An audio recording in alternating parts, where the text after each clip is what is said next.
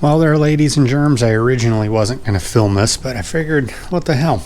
I am putting a set of Cadillac ATS calipers. They're the factory 4-piston Brembos that are on Cadillac grocery getters. Yes, as some of you may know, they're the same ones that I put on that white Ranger out there. It's very common. Guys are finding ways to bolt these onto anything and everything. Regardless, this particular pair I got used from a local wrecking yard. They supposedly only have like 70,000 miles on them. But they look like they've come from the bottom of the ocean. They're still in good shape, they're just ugly. So, even though I'm not a huge fan of it, I am going to attempt my installation of the G2 Caliper Paint system, which we have down here in its induction mode. I'm a little skeptical, a little hesitant.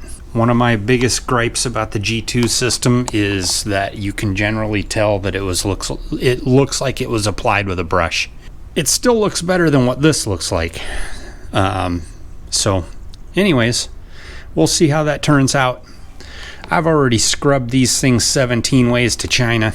Scotch-Brite, sandpaper, wire brushes. Man, you would have really died if you saw what they look like before. Anyways, that's enough rambling. Let's get to painting these things. I did do a finish wipe down with acetone, so they should be very clean. I chose to disassemble everything because, quite honestly, it's very easy to take brakes apart on most cars, and I'd rather just not have paint all over everything or have to do a bunch of weird masking.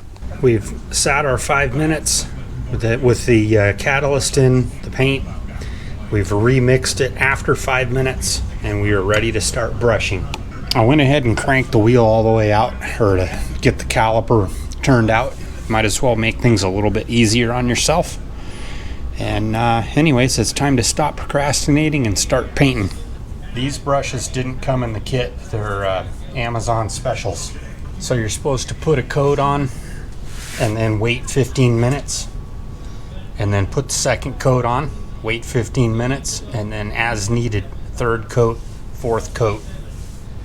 I'm hoping it doesn't take 4 coats. I'm also hoping to set it up so 15 minutes is going to be get done with the last one, come back to the first one, if that makes sense. From everything that I've seen, the first coat will look completely horrible, and that is normal. Don't get carried away painting stuff that you absolutely know that you can't see. It's done right the first time. Call now and get 1 year of maintenance free with the installation of a new roof, or visit us at guardianroofing.com. At Fred Meyer, you never compromise. You get a high quality. Anywhere you're out in the wide open, try and keep the brush strokes as long and straight as possible. At University of Maryland Global Campus, you can succeed again with more than 135. All right, there's 1 coat. Looks pretty terrible, but I know it's gonna get better. I'm gonna keep on trucking. I'll bring you back when we get to the second coat.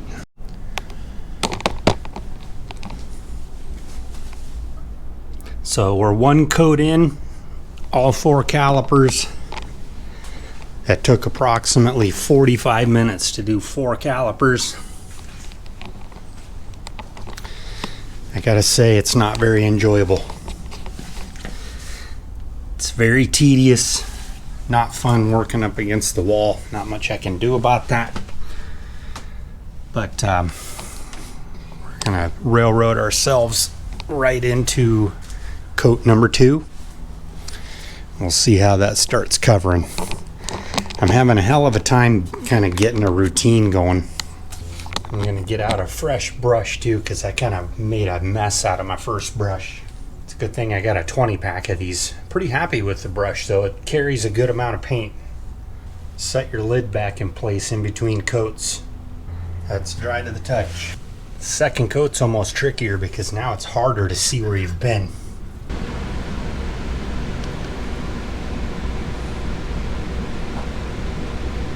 That's helping a bit. Now I can see what I'm doing. Now we're turning red. Not trying to get every square inch of the backside of the caliper, because really you cannot see it.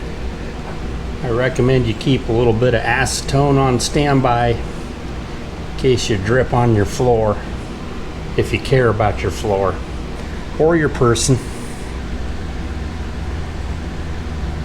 Trying to be a little bit more strategic about doing the areas that I don't give a crap about first.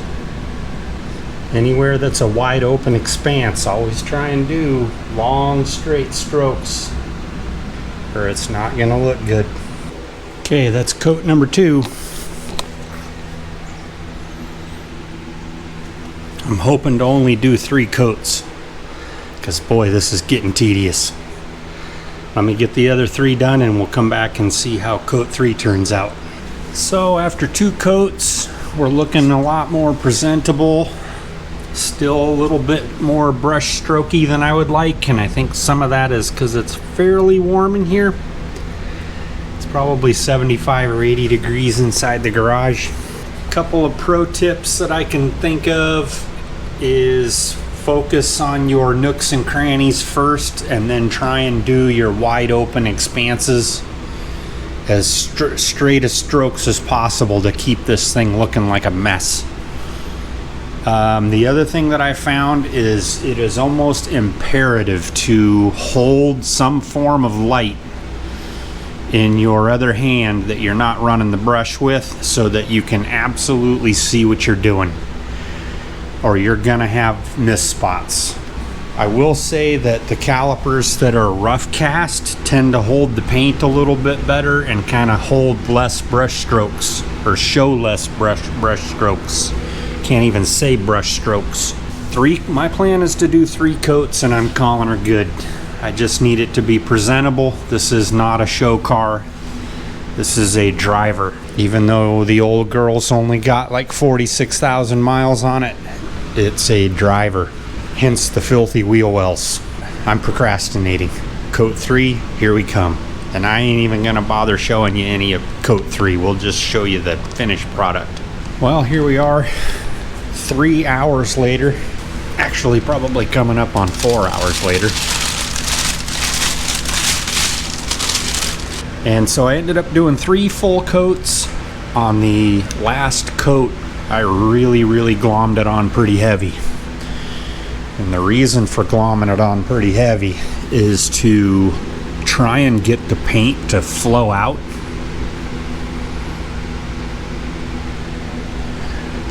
And our goal is to minimize brush stroking and making it look like it was put on with a brush.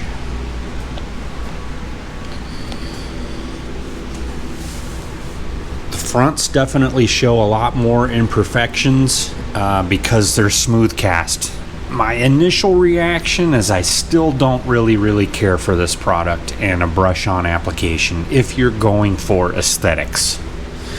Now, did it make these calipers not look like they're from the bottom of the ocean? Yeah, I think they're a good solid 10-footer, maybe even 5-footer. I'm going to get all the tape peeled off of it, get the brakes put back together, and we'll stick the wheels back on there, and I'm pretty sure it's going to look just fine. Then it'll be durability testing after that. Basically, it takes an hour to do all 4 calipers, 1 coat, and then rinse and repeat 3 times.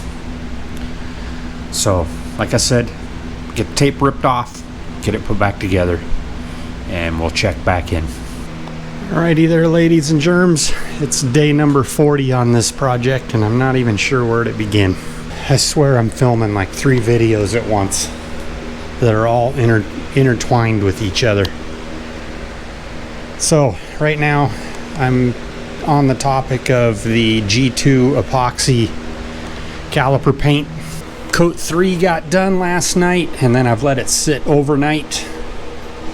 Still a little bit more brush strokey than I would have liked, but in the grand scheme of things, these things look 1,000,000 times better than they did. So with that, as long as it's pretty durable, I think I'm gonna say I give the product a pretty good review. These front Brembos are smooth cast. So anytime you have a smooth casting, it is definitely going to show the brush strokes more easily because there's less porosity in the surface to hold the paint in place. So like the back calipers, which are the OEM Corvette calipers, they're a rough cast aluminum and they just have more of a uniform texture to the finish. And I gotta be honest with you, I'm not a guy that even really gives a crap about painted calipers. Painted calipers are not my thing at all. The only reason why I wanted to get it done on this car is because, like I said, these front calipers were used and they did absolutely look terrible. I'm gonna go ahead and put the brakes back together, and we'll give you one more final shot with pads and the new rotors and all that stuff put on there so it's all pretty like. Alright, the G2's growing on me. We got her put back together so it's whole again. Got our fancy schmancy little high-end friggin' decal put back on there.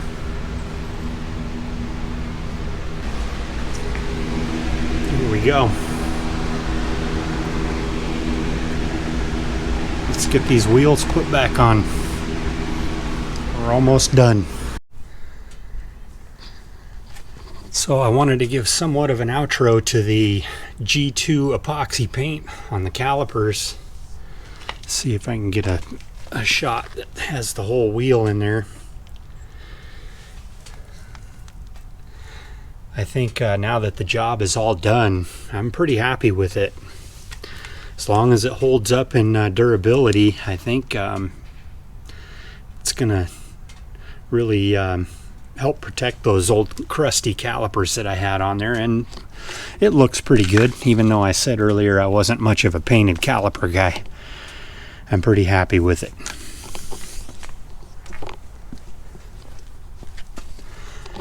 Here's the rears. So yeah, if you guys have any comments on if you've used the G2 epoxy caliper paint before, let me know down in the comments below what your experience was with it, if you're still happy with it after putting some miles on it. I like it. So this is going to be part of another brake upgrade video, so if y'all are bored and want to check out some more videos, stay tuned for that. And with that, we'll see y'all on the next one.